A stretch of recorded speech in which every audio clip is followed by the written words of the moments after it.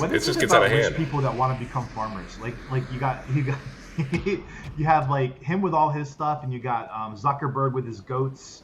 You know, like Zuckerberg is a billionaire goat farmer now.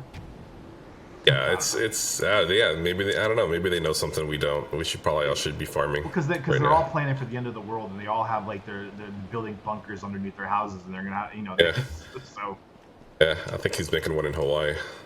Yeah, that's right. That's right. I forgot about that. So yeah, Yeah, I mean, yeah, but I it's guess true. when you're that rich, you kind of like what you run out of stuff to spend your money on, so you build like really elaborate bunkers.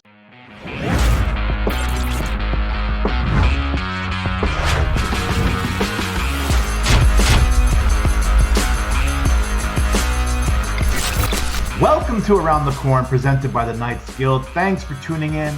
Please like and subscribe because getting the likes and subscriptions is the best part of our day.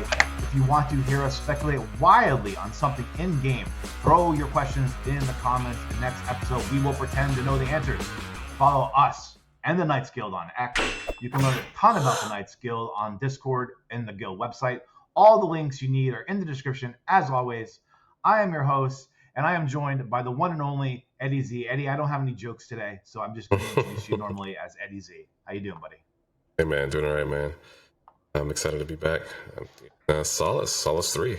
Yeah. I mean, I know the racing's going on right now, but we got to think the land grabs are coming up. So we wanted to be in Solace. We for our own purposes, we want to make sure we're finding good land.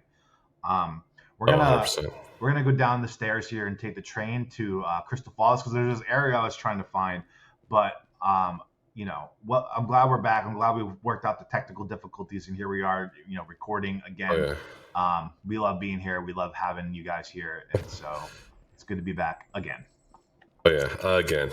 Yeah, had some. Of course, it was my fault this time. It was technical difficulties on my end, but that happened to me too. So the first episode we came back, my video didn't record right, and it reverted to like a different driver, and I had to do the same thing you had to do. I had to completely reinstall the drivers too to get it to record right. So like it's I feels like the better computer you get, the more issues it has.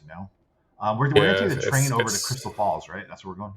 Yeah, we're taking the red line. Sorry, go ahead, buddy. Falls. Oh yeah, it just seems that it's just that PC life, I guess, in terms of PC life, man.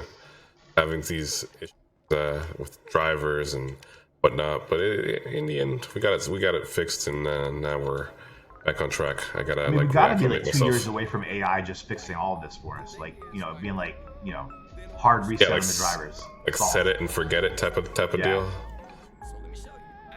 right, let's see. Oh, we got nice music. Yeah. I do think at some point, it's not really important right now, but one of the developers is gonna have to go through and normalize the sound across, so you're not, I think the sound is probably like the last of the last things you want to worry about, but like, it does feel like there's different sounds in different places. I mean, as long as you keep this track going consistently. You do want to listen to 7 loud usually. So, I think the big news of the week, Eddie, what everyone's been talking about, and I had never heard of it until the news, but the Superverse Partnership. What are your thoughts on that, my friend? The Superverse. It's interesting. I know it's a little bit about it, not too much, but doing some research on it, it seems like a good partnership. I don't know. They have a lot of ins and outs, and in terms of like the crypto gaming community. So I guess it's going to work out. I do think that even they themselves should be a little bit more active, I think, too. That's just me personally, because I mean, even I didn't know about them too much until Cornucopias partnered up with them, to be real honest. And so, like, if they haven't reached me, then then that's, I feel like you're pretty much in the know. I think a lot of, as these partnerships develop, like a lot of them are probably just going to be like, there's this partnership, and then nothing comes of it, because like, and then some of them will be like something special, and like I think that's just a natural progression probably of these partnerships, where you're going to be like, because you don't really know who these people are probably until like you're working with them and the partnerships that are happening, and you're like, oh, this is a great idea, and then all of a sudden you're like, what are these guys doing? Like I can see that happening with, I'm not saying Superverse is like that, but I could see that happening sometimes. So like, I think with all these partnerships, we have to like kind of take it with a little bit of like, not a grain of salt necessarily, but like we have to be like, okay, cool, but it's not like the biggest thing that's going to make or break it. It's hopefully like nice little add-ons to the overall thing, and then if it's not, then they just pivot away from it. Yeah, I mean, with any partnership, also you kind of have to just be kind of aware that Cornucopias is its own entity, and Superverse is its own entity as well. So like you got to be careful, because I've also heard. I mean, I will say, I mean, I've seen some negative news also about Superverse, and they're critiquing them a lot about certain things, and so there's that as well. But again, it's like. Again, it's crypto. A lot of it is, people see it in a bad light sometimes as well. I don't really. At the same time, where there's legislation that has to be still kind of get worked out, regulation. Well, real quick, I did see that Charles Hoskinson said that there will be legislation passed in the first 120 days of the Trump administration, crypto legislation, and it will be positive. So like.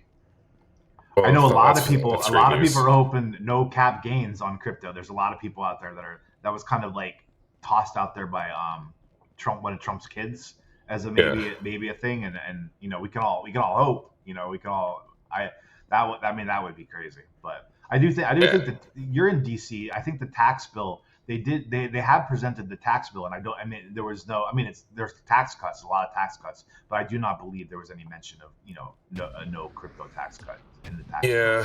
That's still we still need clarity on a lot of things. I mean, things are definitely I hope moving in the right direction, at least for crypto, but economy's still kind of weird with everything else surrounding it, right? Like not just crypto in general, but like with all these like different. So it's kind of interesting how that's going to all work out, which kind of makes me think of like how I need some better maybe a better CPU and a graphics card again with everything that's coming out with NVIDIA. But I mean, I like the partnership. We'll see if it pays off in the end. If it doesn't, it doesn't. But I mean, I still have to like wait and see, right? For myself, this is just me talking, not for anybody else. Definitely. I think it's going to be a good thing, because they do open up a lot of different doors and they also have their own token. I think it's called the Super Token. I mean, that is an interesting thing, They also have a game out that they had called Imposters, which is similar to Among Us. So that's kind of cool. So they are in the gaming part of the whole thing. They also had a marketplace that they had with NFTs. I think I forget what it was called. Like Metamart, I think was their marketplace that they had, that they have, but they actually put a pause on that particular market in order to focus more so on the gaming side of things, which is kind of nice to see a little bit. Though not that they abandoned that, but it's just the fact that that's where they're pivoting to. I think they're just trying to get more games. If you're gonna have a partnership and you're focused on game building, you want the partners to be focused on game building, not hyping up stuff. Yeah, and it's true what Josh said. It does open up doors to other avenues, especially with ETH. And I mean, there's also this thing which I might look into as well. Like, there's also like if you get the Super Token, and I'm not promoting anything, and this is not financial advice, but because I'm not a financial advisor. But my understanding is from in my short limited amount of research, there is a Super Token, you could stake it, and they reward you in ETH, not Super. So that's very interesting. And along with that, you get obviously stuff like that, just like what COPI gives you is governance in voting and how to influence the game and what games get funding and to that level, and what changes happen. So you do have an influence if you own the Super Token. I'm going to try to go higher here, Eddie. I'm going to try to go to the high ground. I'm right behind you. There's a lot of facets to this partnership, which is interesting. Now, I remember when I don't know who else is crazy like me, but I joined up on Cornucopias around episode 40 or 50 of the COPI Cafe, and I watched every single one since then. But I did go back over the week time, and I either read the transcript or watched the videos of all the old episodes. And in the very early stages of COPI Cafe, there was this huge emphasis on partnerships where they were like, We got like this partnership with this college, and we got this, and I think that was really like kind of the time, you know, like a lot of projects were talking about partnerships back at the end of cycle like 2021, 2022, you know, and then they kind of went away from that because they were like, we need to build something. Let's build something and then look for partnerships, not the other way around. Let's let the process of building the game dictate the partnerships that we seek. And I think that's what they probably decided, and then they kind of moved away from those partnerships. You know, but we did get Veritree, which was a cool partnership. That does seem to persist even now with the tree NFTs. But I think it makes sense to kind of like let the game dictate where you go, and I'm guessing that's why they picked Superverse as a partnership. Yeah, I think it's all about getting that name out, and that's what matters to me, honestly. In the end, it's like what people are looking into Superverse and Web3 gaming. They'll look at the list of different partners and they'll see Cornucopias. Let me look into that, and let me look around and see. So it's definitely going to open up some doors, and so that's what matters to me. So great job on the partnership, to be honest. Let's talk about the thing that I'm way more excited about than partnerships is the weapons, right? The weapons are coming. It sounds like the weapons are coming in the next build. There's going to be a shooting range, which is probably going to be if it's not the next build, it's the build after that for sure. But a shooting range where it's going to be like a new competition, right? So we have racing, we have holocaches, and I think in the next build the holocaches should reset, right? Like they've talked about that. Yeah. We got the rings, and then we're gonna have a shooting range. So it's great. I mean, and then you could throw Rumble Ball into that, whatever. So if you want, I mean, five things, I guess. But the gameplay has grown, and it is continuing to grow every build. I think that's really important to notice, to point out that this game is getting more and more things to do all the time. Yeah, I mean that's what it's like coming together. Like I want them to start adding these animals and start roaming around, and I'm shooting these things left and right. I'm not going to be expecting to start harvesting anything from these animals or whatever. But I think that'd be really cool. Also, like PvP would be interesting as well, just to be able to just kind of hurt each other here and there, and just make it just be fun or something. Even if it freezes you a character or somebody for maybe 5 seconds because they brought all your health down or something. I think that'd be funny. Or even even if it's paint, paint, and you got to walk around with paint on your clothes for a half an hour or something. And so you have the shame of pink paint on you, right? Oh yeah, that would be cool. But that's very, very exciting, and it also just. It also started making me think about how weapons get tweaked later on, and so there's always the balancing of all that, and so that's going to be kind of another aspect to it. So one thing that's been said, which I'm sure this is what's going to need to be tweaked, is that David has I guess a unique rating system for weapons. So that's going to be really interesting to learn what that is. I want to go to the water because I'm trying to find. Okay. See if we can't find what I've been looking for. You went south. Okay, I'm going to go south. So I jumped down here, but I don't know. Oh, my NordVPN just shut up on my screen here for no reason. All right. But I think that's going to be really interesting to learn this weapons rating system. The one thing that I think is going to be interesting is melee versus ranged weapons, and I'm wondering because a lot of shooting games, sniping is a really tough mechanic to deal with because it's either all sniping or you nerf sniping so much that no one wants to do it, right? So will there be a sniping option? Will you be back when Battlefield 3 and Call of Duty, you would just be running around and the really good people would just headshot, and that was it. You just out of nowhere just end your life.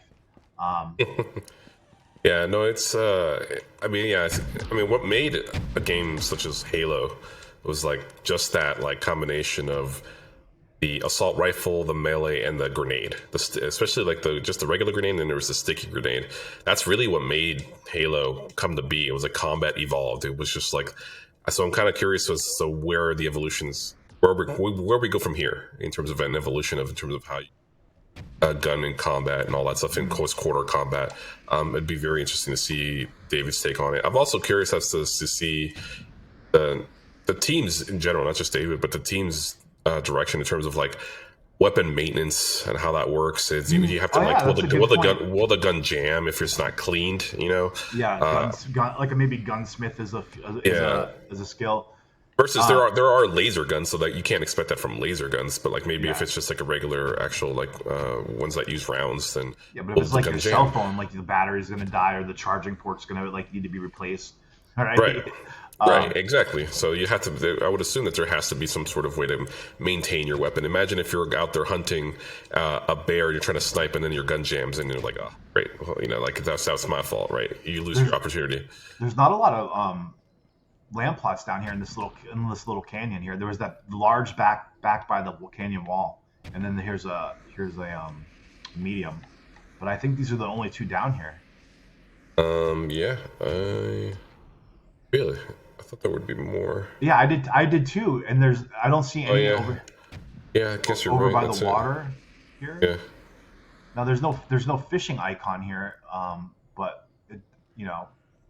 Yeah, there's definitely no. There's like three surrounding you, but there's not one on you. The water. That looks like a small. Yeah.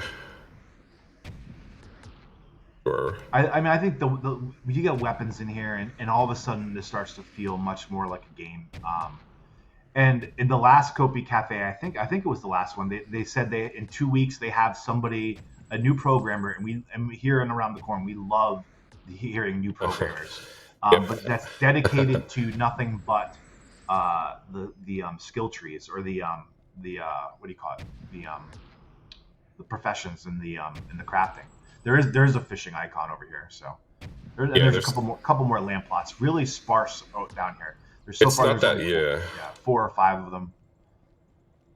There's about 4 in this area that we know of. But I mean, again, it's not just because like that's just probably going to be the areas where there's going to be a lot more fish that are more prominent to to get, right? But apparently you can definitely fish anywhere there's water technically, right? That's what we found out. This one looks like the one that I would want down here. This is a medium, and it's right here on the water, which I like.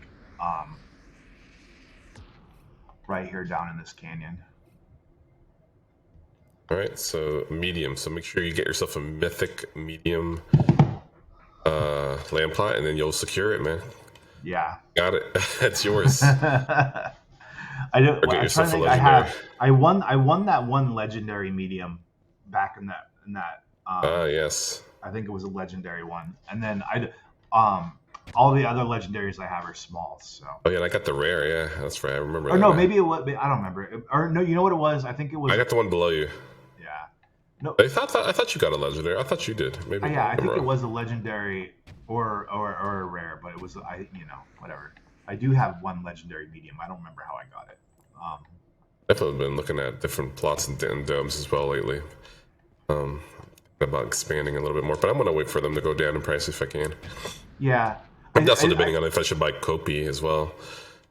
It's like a real tough decision to make, because like you're like, if you want to be part of this and you want to put some skin in the game, and you're like, oh, is it NFTs or COPI? And the right, I know many people who went heavy on nodes, and they're light on COPI and NFTs. I know many people that there was, I forget his name, but I've seen him in Discord talk about where he sold all of his COPI and went land.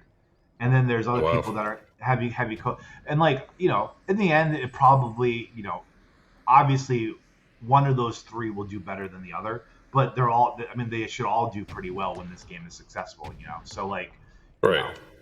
And none of us can predict, that, but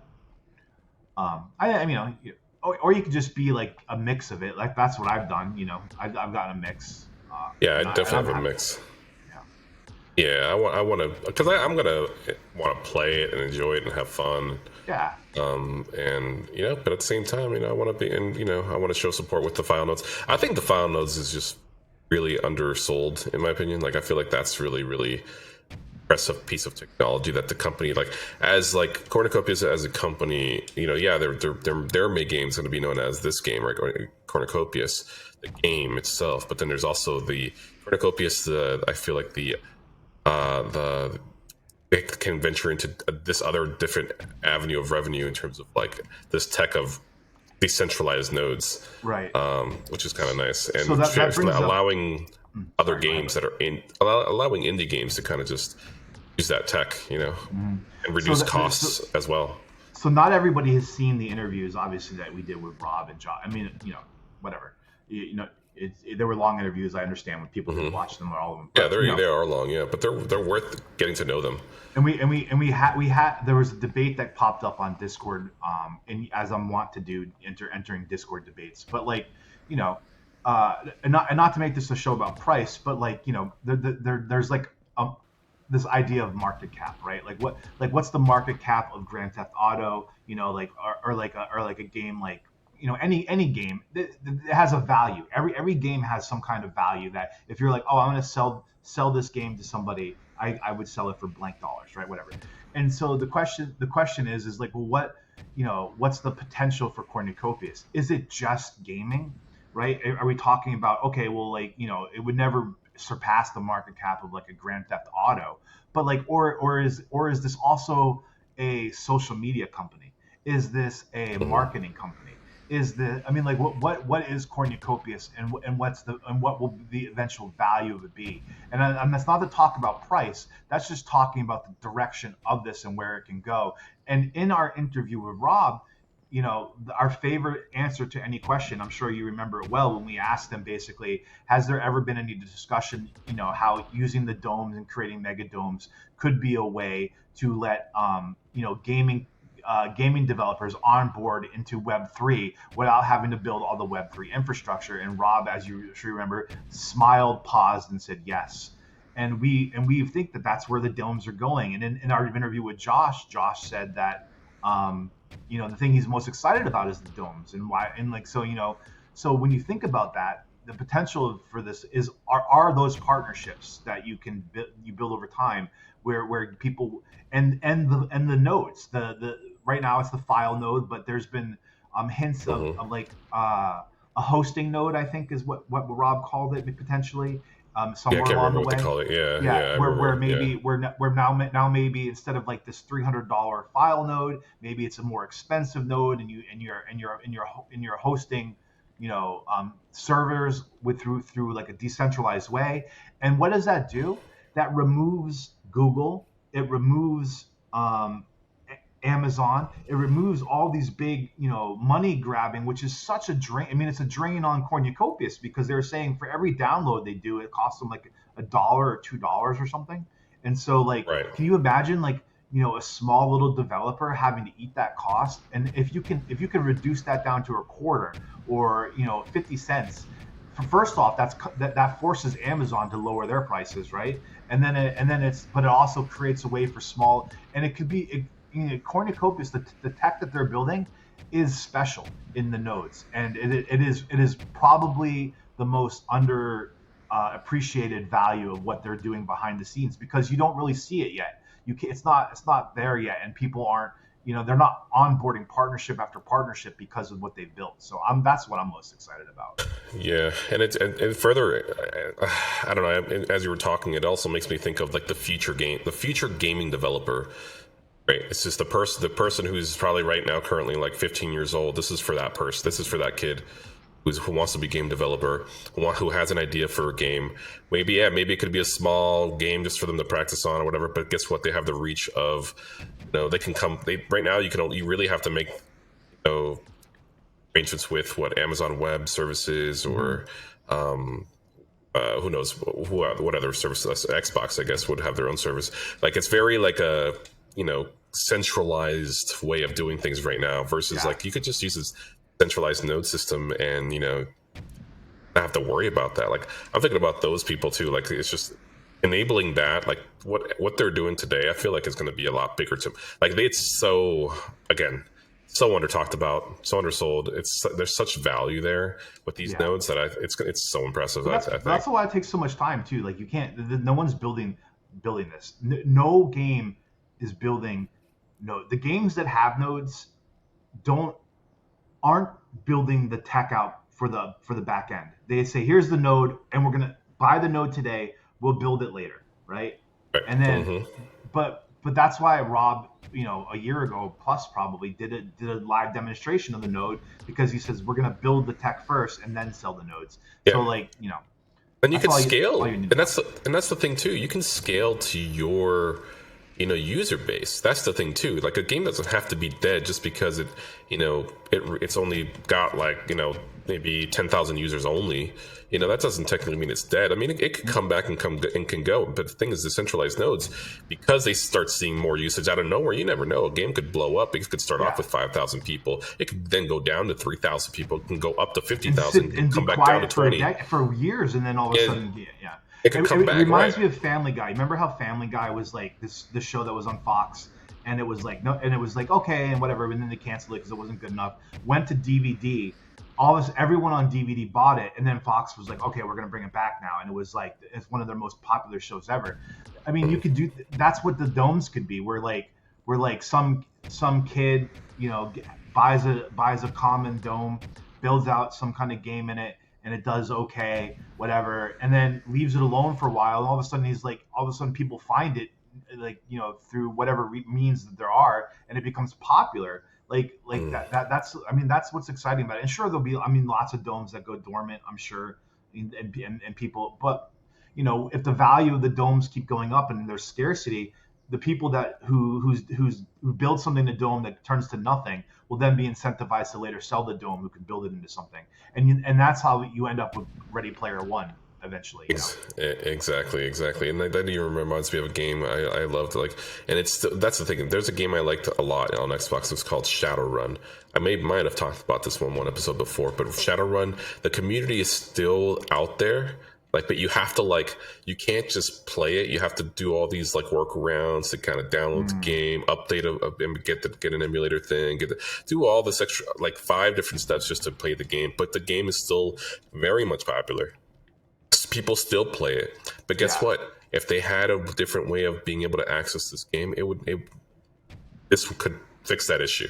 A game doesn't have to die, and this game could literally last forever, or any future game could last forever. It won't be the decision of a centralized entity such as right now what's going on with Ubisoft, where they're shutting down another studio, I think is what I'm understanding with with the whole this whole issue with Assassin's Creed in their more recent game that came out. So it's there's this whole thing. That was the one that was the big flop, right? That had I think it's going to be a good game. It's just they're just all ready, It's just not, and not many people are probably that interested, or it's definitely flopping a little bit. But I think it's going to be a good game. I haven't played it, or I definitely want to play it. But I've always been an Assassin's Creed fan, but it's Ubisoft just sees numbers. I love the ones that I love, and I hate the ones that I hate. Right, the ones that were I think about the Revolutionary War one, the one that took place in I think it was the ancient Rome and things like that. Those ones, oh my God, they were so. And the pirate, the pirate one, I think, but the stories in those ones that made it great, right? I think for a game like Assassin's Creed, it's you gotta write the story and then build the game around it. Yeah, and look at Red Dead Online. They stopped that completely. That's just done basically. They're not Red even Dead doing anything. Is a weird online game too, though. I don't know. But I guess, again, it could still, if someone, I don't know, it just feels like someone else could pick it up, if that were the case. I don't know, it'd be really interesting if that's another thing too that happens too, where if a particular company, let's say a developer decides to hey, we've done all we could with this game, let's move on to the next. But then some other, people who are learning that are coming into the business, so you know what, I'll keep making updates for this game. That's fine. I love this game. That'd be kind of cool as well for that to happen within, if that's something that is not thought of as well, because a lot of times people just move on from we're no longer supporting this game, that's it, then we're done with it, we're going to make it the next version. I think that basically what I'm kind of alluding to is Halo with Bungie, where they just kind of let go of Halo and went on to do Destiny, and Destiny didn't kind of flopped, and a lot of people just aren't happy with it. Wasn't Destiny 2 one of the ones that was the a million concurrent players though?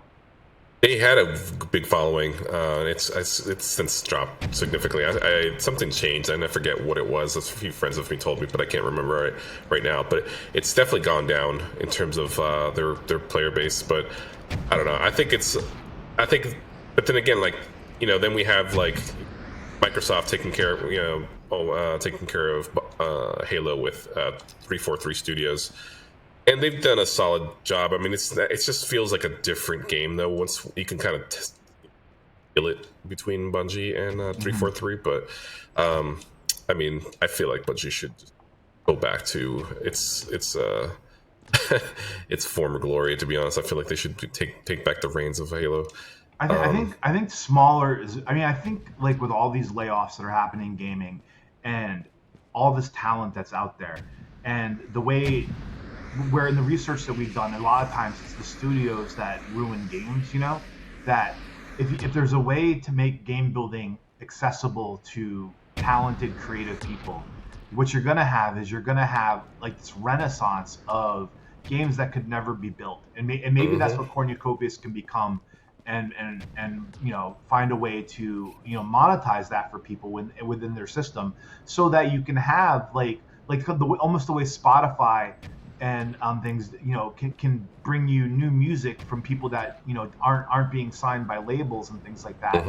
They can get their music on Spotify and they can blow up. I think that's happened with like a number of musicians, or the way people are discovered on TikTok.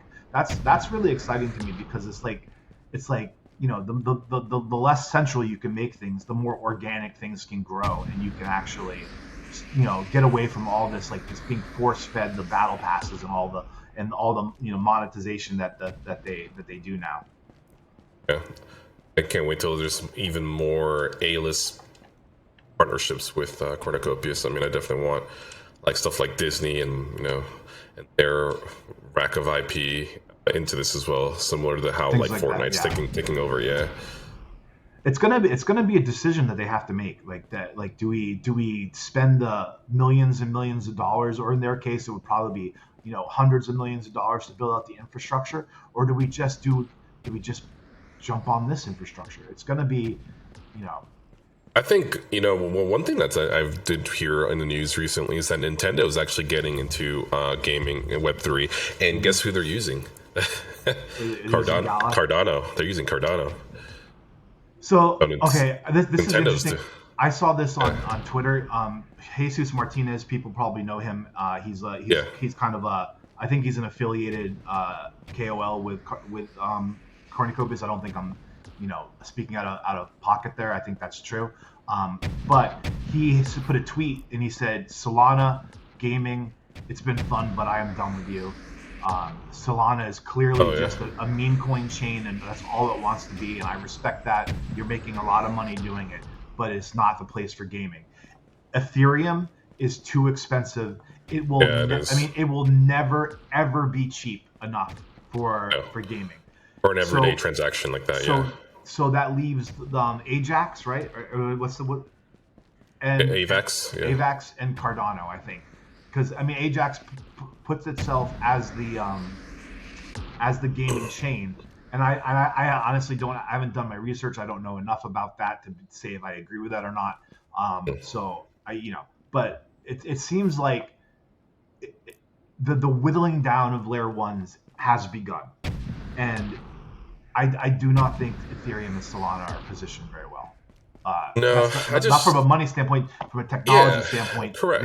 They have flaws that are not fixable. Yeah, I think every chain's going to have their niche, and Ethereum's is not going to be like the everyday niche, like the everyday transaction of buying groceries, having transactions in games, and microtransactions in games. But I just don't see it. I just do not see it with the fees that they have. I mean, it's ridiculous to think that anybody in their right mind who's like a gamer, even like the 10-year-old gamer with the parent who's like barely making rent and trying to support the child, is going to be able sure, let me pay for this $60 game, but then pay a $300 fee.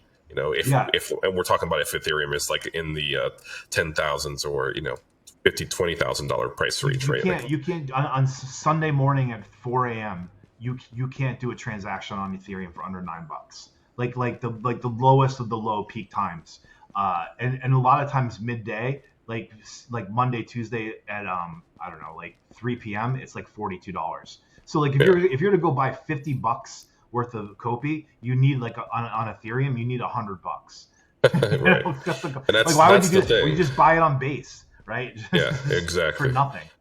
Exactly, and that's the whole point. I mean, that's why, and it's very interesting that Nintendo. I've heard this news about Nintendo, and I hope it kind of does expand more. That's very, very cool. I think they're starting with a small game. I think even Charles mentioned this, that they were starting on it. And I think it's a very simple game, and I cannot remember the name. So I think it starts with a C.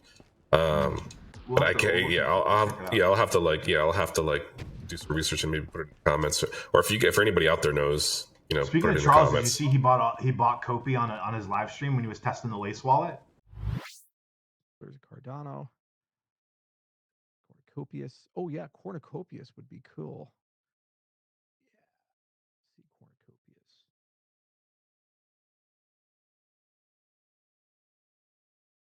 See, it's searching. If I spelled that right, Cornucopias. Cornucopias. That's what I thought. So why is this not appearing on Dex Hunter? COPI. There we go. See, sometimes I don't know the token IDs off the bat. You guys get $100. How about that? Boom. All right, so we'll go ahead and enter the password. See, Brandon, I'm having to enter this password again and again and again. And actually, from a GUI perspective, it'd be pretty cool if I could do kind of a batch where I just put a basket together and then we execute that as one grouping instead of again and again. Maybe Dex Hunter has that, and I just don't know if it has that feature or not. Maybe that's under Pro. Who knows? That's pretty cool. I mean, that's he must like the project, right? Well, you know what I liked about that though was that he when someone in the chat suggested Cornucopias, and his reaction to it was really heartfelt. He's like, "Oh, yeah. Cornucopias, yeah." Like it wasn't acting. He didn't need to have that reaction. He expressed genuine affection for the project, and I think that speaks a lot, because there's been question of whether or not Charles supports Cornucopias or any of the projects, and I think he's in this tough position where he wants to support these things, but he knows that his voice has too much power. I mean, like he posted a picture of his dog, and then hours later we had a $600 million valuation on a meme coin for his dog, or whatever it was. Anything. I think it used to be a lobster, right, at one point, and there's this like a lobster token, and then he's talked about bison, and I think bison came up out of nowhere. So like he's got to be careful, but in his that pig moment, came up. The pig, remember? Yeah, the pig. I was like, man, this is it just gets out of hand. People that want to become farmers, like you got you have like him with all his stuff, and you got Zuckerberg with his goats. Like Zuckerberg is a billionaire goat farmer now. Yeah, maybe I don't know. Maybe they know something we don't. We should all be farming because they're all planning for the end of the world, and they all have like they're building bunkers underneath their houses, and they're gonna have so. Yeah, I think he's making one in Hawaii. Yeah, that's right. That's right. I forgot about that. So I mean, I guess when you're that rich, you kind of like you run out of stuff to spend your money on, so you build like really elaborate bunkers. Yep. Hopefully they don't know something we don't. Yeah, it's like an evil genius, like a. How far away are they from Dr. Evil? You're right, Dr. Evil, and like where he's got his like basically $1 million, and he's got his lair in the volcano. Basically, I mean that's basically it. Yeah. I mean, Jeff Bezos has that laugh for it. Oh my God! We're going on a decentralize, right? We take away the power. So that's the answer. Don't let them have it. Let's keep it for ourselves. They can buy into it, but they can't own it. Has anything been mentioned about like the OG mint in the Discord at all? A what mint? OG mint. Oh, so We had this in our comments from our last episode that I guess I don't remember hearing Rob say that that the OG Mint is going to be a jetpack. So I don't know that, but it was told we were told that he said somewhere along the way. I mean, you know how it is. Rob will pop in and do the after parties and stuff like that, and he'll say things. Yeah. And so like you don't always have the video evidence of it. So don't quote me on that. But I was told by Linda in the comments that it's going to be a jetpack Mint. Okay, I can see that. I hope it'd be a cool one. I guess that would be nice. A nice decorative OG version of it. Most of the OG stuff are gonna I would imagine not give you an advantage in the game, but are gonna be like flexing. A collectible. Yeah, it's definitely a flex for sure. So I can see that. That's cool. I want to be able to flex. My request is we get more hats. I love the hats. I want bigger, more ridiculous. I mean, we got potentially Esperanzas coming up. I feel like we need a sombrero because we got the sombrero. I mean, that fits really well with the burrito barn, right? So, yeah. So like, if we're gonna be Esperanza, I want to be able to wear my sombrero around it.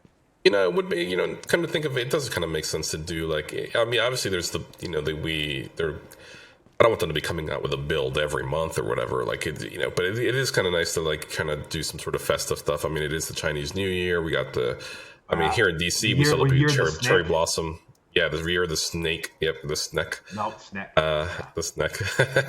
and then there's like we here in DC, we celebrate like stuff like cherry blossoms in the spring, and then there's just different things that people that I think it would be nice. I mean, I think it would be really nice if there was like an area in Dallas that had, well, I guess maybe depending on if it just falls with like the theme, will be like with some cherry blossoms that like are in this game, but maybe they're making a different land, in the future. Who knows? All I know is if with every build that they released a new hat, I would buy a hat every build. Yeah, that'd be. I love the hats. Yeah, like I mean, I'm wearing my jack-o'-lantern right now. Yeah. I mean, that's Thanksgiving. I mean, that's Halloween. That's Halloween. Like, yeah. We're coming into spring now. I love this thing. Speaking of snake, how funny would it be if you could get like with the partnership with Snake, you had a pet snake, like the snake was slithered behind you with the pipe in his mouth. And it was just, like that would be a great partnership right there. Yeah, I just really enjoy this jack-o'-lantern and how it looks. Ooh, I found a nice lamp pot. Are you far away from me? Probably am. Yeah, I'm way out there. I can get to you though. The other thing I wanted to talk about is the real power of like the AI brings to this game. Like we're at a time right now where like with the AI language models getting better and better every year, that I mean the power that this presents for Cornucopias and the way questing can be done. I mean, I'm just that I think that's going to make the game so interesting because they're on the cutting edge of it. I don't know if they'll be the first game that utilizes AI this way, but it has the potential to be one of the earliest movers in it. And like, if you can integrate AI with your NPCs and create dynamic questing that they don't all have the same outcome and they're repeatable, but you can make different decisions and have different outcomes. Like that's Rob's dream right there. That's what he said from the beginning is a real choose your own adventure. And I feel like AI at this moment in time actually presents the ability. I don't know what it does from a computing standpoint, if it's doable, but with a technological standpoint, I do believe there could be amazing quest lines that, every time you do them, maybe they're like repeatable every build, every quarter, every season, and they have different outcomes every single time. And you can build this library of questing where you're like, okay, this quest has been dormant for 2 years. Let's bring it back, and then it's just going to be building all that IP on top of it with this AI. I'm so excited about that. How do you feel about that, Eddie? Yeah, it's going to be very interesting. I mean, it's what a time also like for it to come out, like all this stuff while this game is being developed. It almost seems like the stars are aligning for it to actually happen. Like it was meant to be. And AI at the exact same time is and crypto and the new NVIDIA chip all together. Yeah, it's just all like it's like the perfect storm, and I think it's meant to be.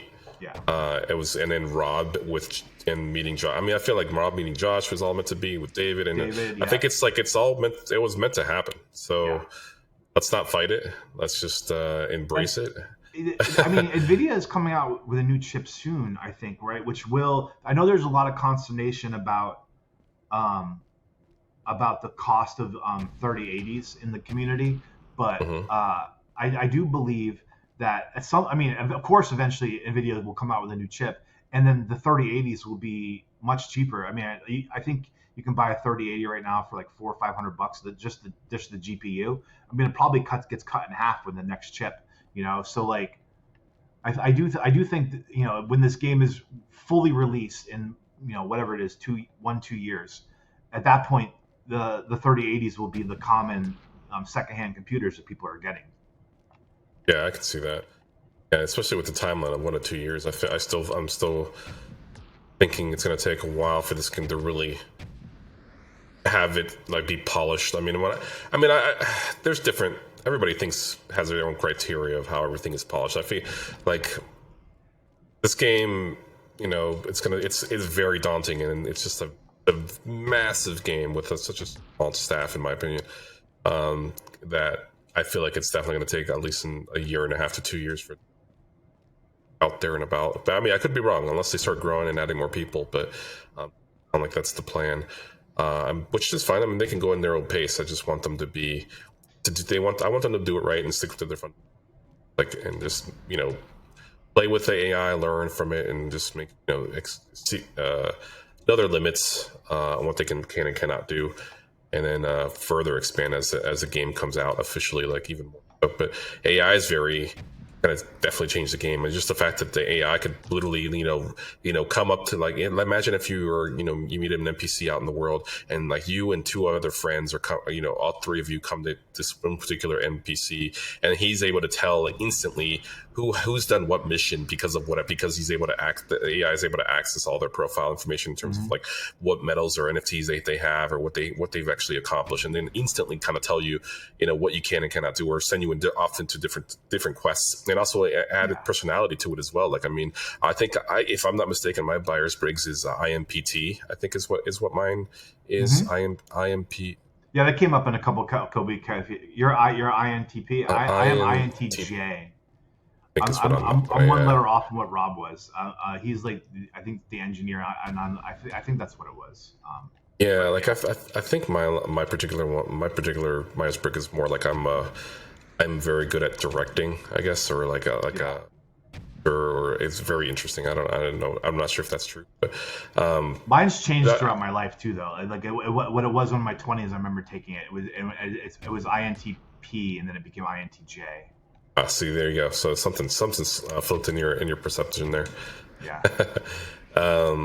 But yeah, like I think that's very interesting too, that they can add these types of different personalities as well into their AI and NPC. It's going to be completely. I mean, obviously, what's going to happen is we're going to see how it works with, I assume, Grand Theft Auto 6. I mean, that's coming out in the fall of this year. With the AI, you think? Yeah, I think so. I mean, they're going to be really testing it out. And I mean, if anybody has the means to really see what they can do and what ideas that can be presented with it, it's going to be Grand Theft Auto. So I think everybody should be, while it's a Web2 game, and I'll be definitely playing it. I mean, I've been waiting for that thing for like basically 14 years. I think the imminent release of that could spur on also excitement in Web3 gaming too. It's almost like buy the rumor, sell the news kind of situation, where it's like, okay, you know the Grand Theft Auto is coming out, and that's going to build excitement. The game comes out, and then that's like, okay, that's when that reaches its peak excitement, and then it's like downhill from there. I could see that being the case because Grand Theft Auto is such a big deal. Like, I mean, the biggest deal in gaming, really. Oh, 100%. So we'll see what different AI things they do with that.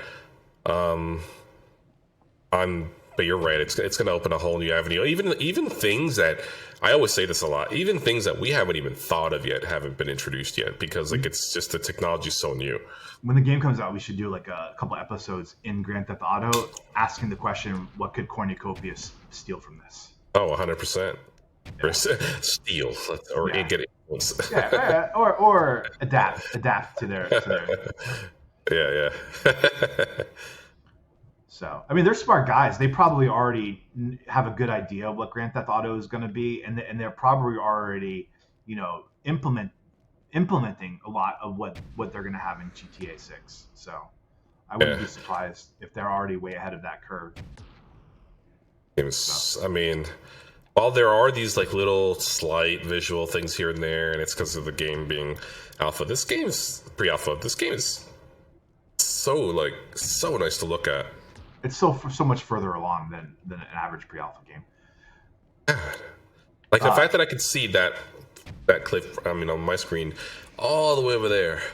I mean, I can actually get there. I can actually like see it from like the field of view. Like most games, it takes time to load that.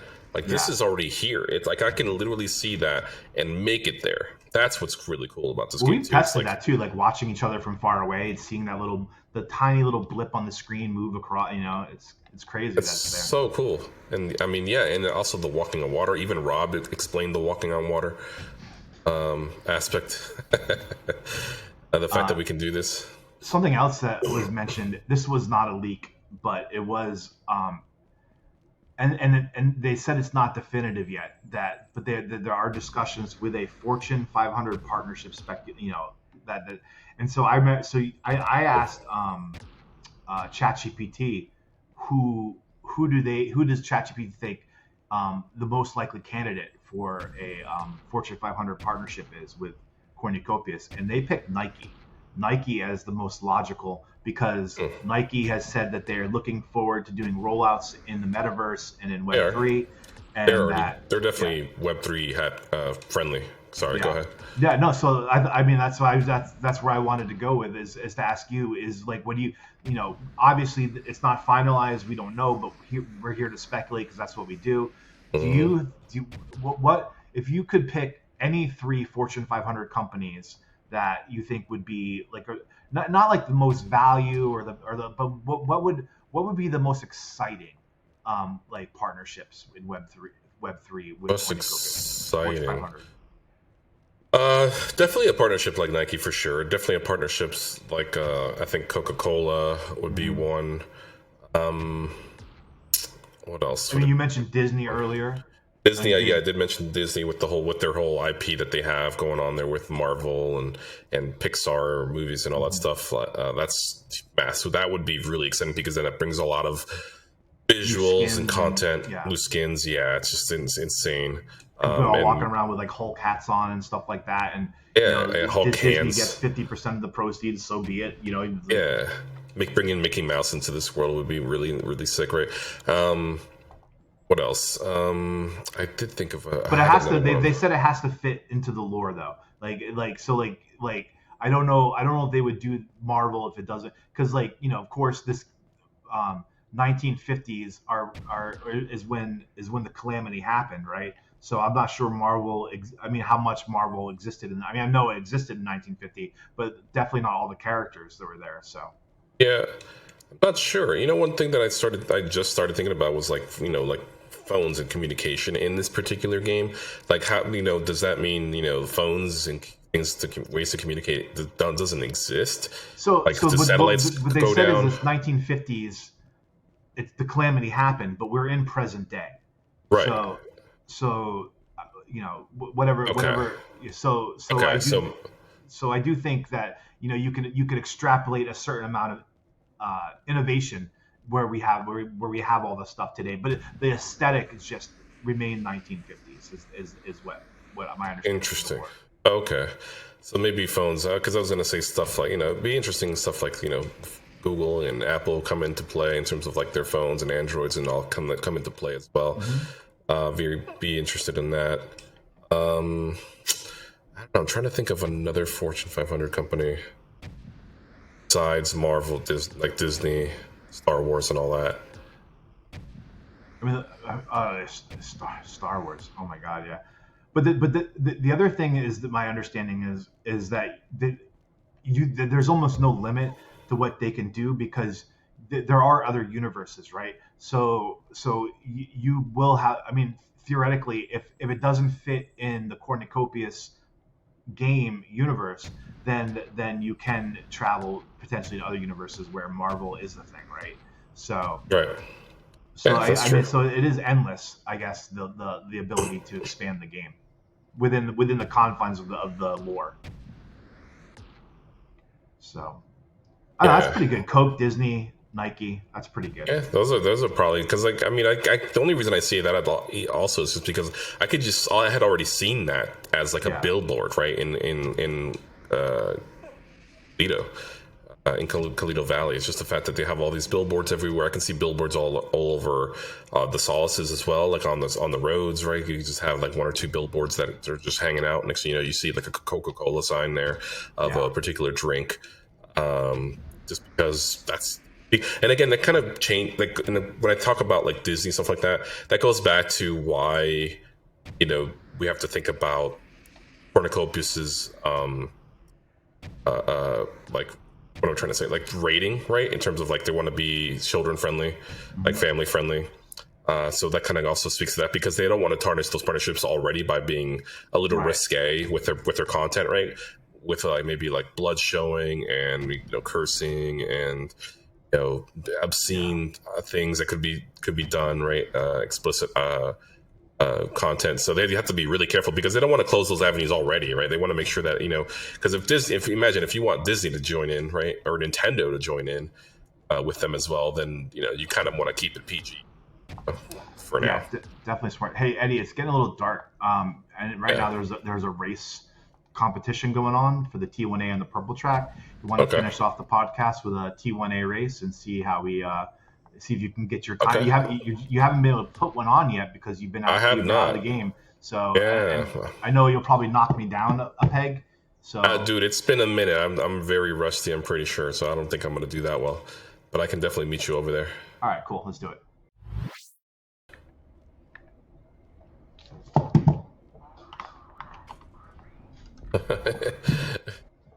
Let's do it. All right, here we go. Here we go. We got Corny G here. Now I got the right vehicle. Here, yeah. Oh shoot! I gotta get used to this.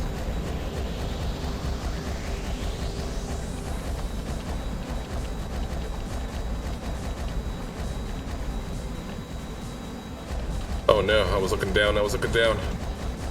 Keep your eyes on the road. Look, I was looking at my speed. I forget the sweet spot for this the thrusters. Ah! No, Can't we lost you.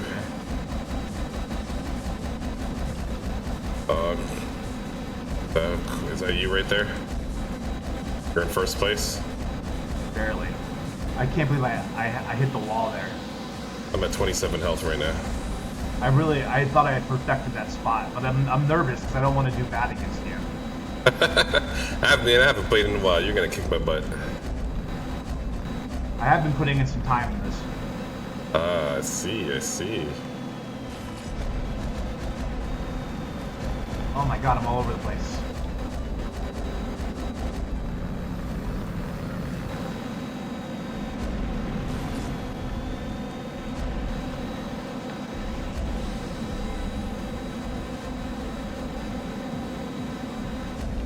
Thirteen health. 4 health. I'm dead. 40 G's in front.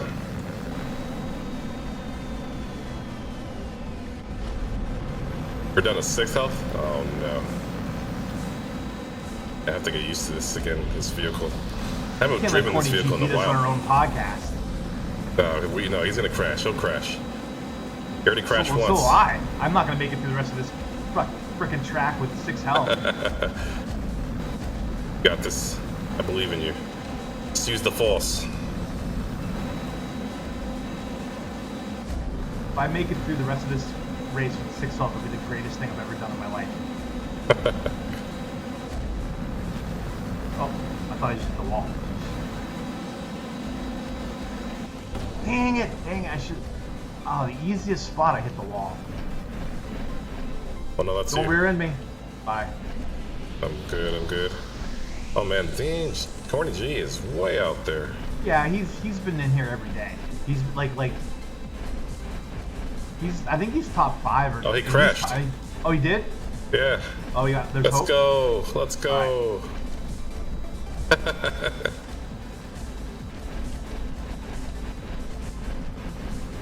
We're all pretty in the same area right now. Yeah.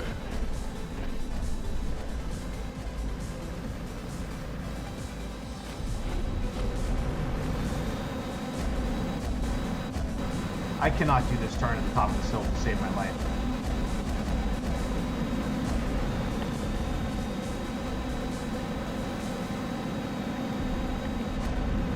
Of course, I just did it perfectly after I said that.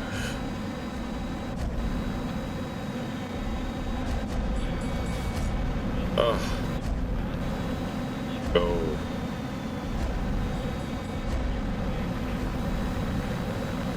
There we go. All right. Hey. We're all together.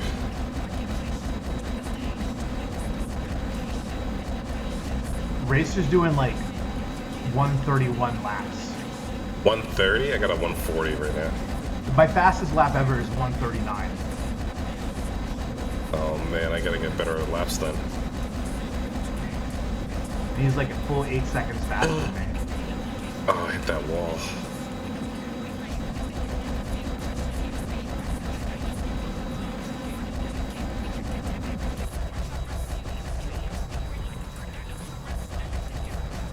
I wish Racer's got like things he's figuring out where he's like saving.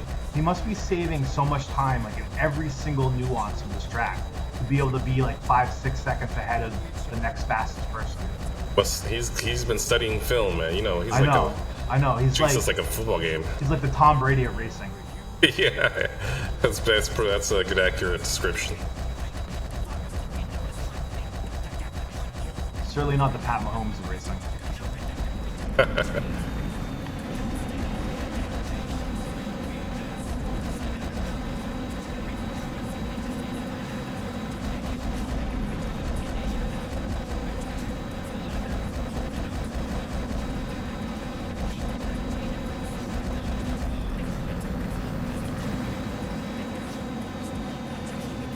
I tried to catch up to you guys and I took a turn too fast. Oh well. What was my time? 117. 117. All right. I mean, 517. Yeah, 117 would be amazing, right? That was a great race though. We were all in the same zone for a good time. For like the entire race right up until I died at the end. I wish I hadn't crashed in the beginning and got a better time. Yeah. I probably took off like 10 seconds off my time. Probably be like I think my best 5:07. time is 5:13, so you're not that far off from it. Okay. Room for improvement for sure. I think 5:17 does put you in the top 20. 5:17. 5:17. Depending on my seconds, looks like my. Refresh the screen here. Hey, number 19. Oh, top 20. Congratulations. Hey, let's go. All right, I'm gonna catch up to you, Racer, here pretty soon. I gotta put some practice in. Gotta shave off about 17, 16. I gotta save off about 25 seconds off my time. Piece of cake. Yeah, I think I got this. Yeah, I got this. Eddie, you got any final thoughts? Final thoughts, just my usual, right? Just to go ahead and make sure if you're staking to the COPI staking pool for COPI, for Cornucopias, make sure you go to Drip Drops and claim those rewards because they won't be there forever, but you definitely want to accumulate those. And what else? Make sure you're participating in the marketing, right? Just making sure that you're participating in anything that Cornucopias posts in the Spotlight channel on Discord, and get some engage points because you can use those for rewards. Yeah, get those engage points, and we need you on Twitter. We need you there. Need engagement, right? We just want more people out there. The more even though I wasn't gaming, I was definitely trying to participate in that. More so stuff on Twitter or /X, whatever it's called. But you can get rewards like if you have enough engage points, you can get rewards in the marketplace. Not rewards, but like you can buy stuff marketplace. Literally, yes, exactly. Because you can use it to get stuff like file nodes. It's 11, what is it, 110,000 points. Uh, an uncommon OG sprinter goes for 95,000 engage points, which is pretty. Those two alone, right there, that's pretty badass. The bobbleheads legendary version is 25,000 engage points. The javelin uncommon is 13,000 engage points, and the small custom dome uncommon one for 57,000 engage points. Actually, that one says it's out of stock. Oh, so is the javelin. The javelin's also out of stock already too. But they're gonna update that weekly, I think, right? So. Yeah, exactly. So that's pretty awesome. So like, get your engage points. You better start getting some stuff, because just for promoting the game, right? On Twitter, you're getting something, and you can actually get an actual thing that you can sell online and actually make some money off. Definitely. That's not financial advice, but hey. Yeah. I mean, for retweeting, commenting, and hearting, like it's not a lot of work, and it's like giving you something really real and tangible, and the value to the community is pretty big. So. Yeah, and also just make sure you're reporting bugs. I mean, that's it's very simple. As many bugs as possible. Even if you think that it's already been talked about, doesn't matter. The frequency matters also too. So the amount of complaints that get put on about a particular issue, then that just means that they're really gonna fix. Eddie and I thank the Knights Guild. Well, not only Eddie I and Corny G making an appearance at the end. Thank the Knights Guild for being letting us be a part of their amazing community. Make sure you follow them and us on X. Use the links in the description to join their Discord and the website. As always, we can never stress this enough. Thank you to Rob, Josh, and David, and all the people working on the game and the marketing and everything that you guys are doing behind the scenes. We really appreciate it. We love being able to be here and talking about this. It's really become a big part of our lives, and we're just really privileged to be doing our small part here to help spread the word about this amazing game. So thank you for what you guys are doing.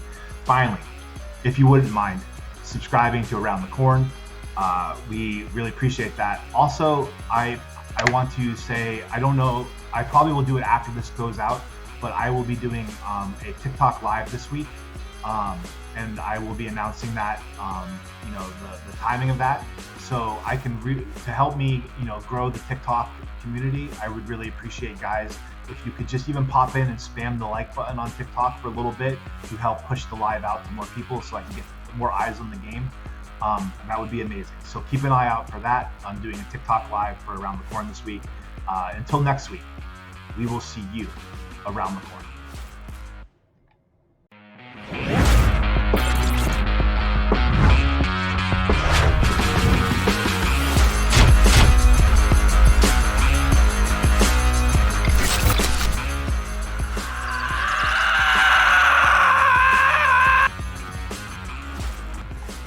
All right, here we go, Eddie.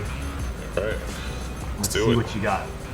I'm nervous now because I've been doing really well by myself, and now I gotta contend with you. Oh boy. Why did you get such a much better start than I did? Oh wait. No. Am I in the wrong vehicle?